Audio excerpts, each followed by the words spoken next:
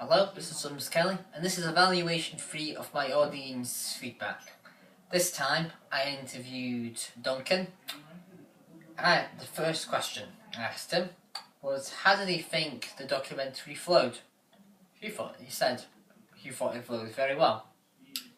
Question 2, I asked him to compare my documentary to current existing ones and give any feedback or any improvements based on these comparisons.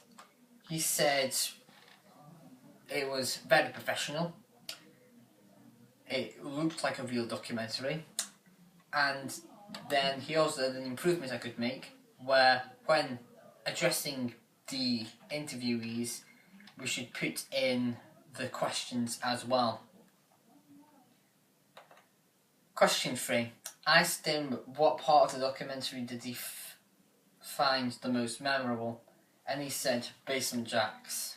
It was definitely the most memorable piece. I then asked him if he remembers the intro, and he said it was a bit foggy. He doesn't really remember the intro very well. Question 4. I asked him what style of music did he think the documentary portrays. He said house music. So then asked him question 5, which was what was his impressions on watching a documentary without a voiceover. He only gave positive feedback and said it was alright. There was no need for a voiceover at all.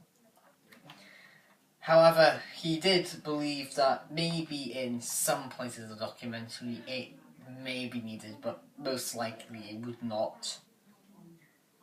I then asked him how professional did he think the graphics looked, since they were done by our group. He said they looked very professional. So you would expect to see them on, the different, more like a professional documentary. Question 7. I asked him on a scale of 1 to 10, how likely would it be that he would watch the next full 30 minutes after watching this 5-minute sample. He gave an 8 out of 10. And I said, why doesn't he give it this score? And he said, because it was professional and quality-wise, and it was very good. After that, I asked him, in terms of content and pace, what his expectations be if he watched the next 25 minutes.